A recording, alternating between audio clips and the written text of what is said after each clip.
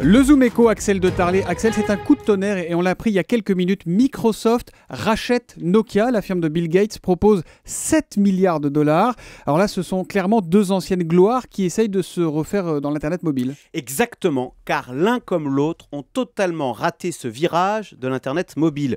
Aujourd'hui, regardez autour de vous, de plus en plus, les gens lisent leur email sur leur téléphone portable, ils lisent le journal sur une tablette numérique. Bref, quand on va sur Internet, on n'est plus forcément assis derrière un ordinateur, mais on le fait depuis un téléphone portable. Et ce sera de plus en plus vrai avec les nouveaux réseaux 4G à très haut débit. Et c'est là-dessus que Microsoft a échoué clairement. Totalement. Microsoft, c'est l'Internet à l'ancienne. Microsoft, c'est le bon vieux PC.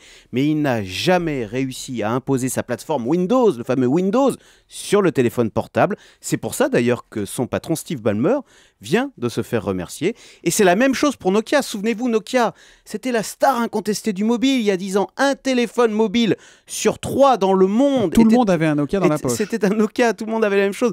Et bien le Finlandais s'est fait laminer par Apple ou Samsung qui sont devenus les rois de l'Internet mobile. Alors on va voir si ensemble, ces deux anciennes stars arrivent à redresser la barre. Mais est-ce qu'avec deux losers, on peut faire un winner? Avec deux perdants, on peut faire un gagnant? Comment ils peuvent s'y prendre? Alors, Microsoft veut tout simplement reprendre la stratégie du winner, comme vous dites, la stratégie d'Apple, c'est-à-dire l'intégration, c'est-à-dire marier la machine et le logiciel. Donc, on devrait rapidement voir des téléphones mobiles Microsoft qui, bien évidemment, tourneraient avec les logiciels Microsoft, c'est-à-dire ceux qu'on connaît, Windows, mais aussi Word ou Excel. Ça veut dire que si on a des téléphones Microsoft, on n'aura plus de téléphone Nokia sous la marque Nokia? Voilà, c'est la fin de la marque Nokia, vous l'avez dit.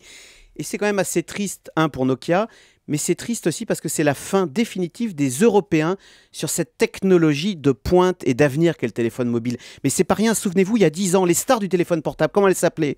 Nokia, le finlandais, Siemens, l'allemand, Alcatel, le français, Ericsson, le suédois, tous ont disparu. Quand même, à un moment, ça doit nous interroger. Ça veut dire qu'il n'y a pas de forteresse imprenable en matière de business. Axel de Tarlet, le chiffre du jour, 290 000, ce sont des euros. Oui, et c'est la Belgique qui imite la France. La Belgique va plafonner les salaires des patrons des entreprises publiques qui ne pourront pas toucher plus que le Premier ministre de Belgique, à savoir 290 000 euros par an. Axel de Tarlet, le Zoom Echo, tous les matins à 7h10 sur Europe 1.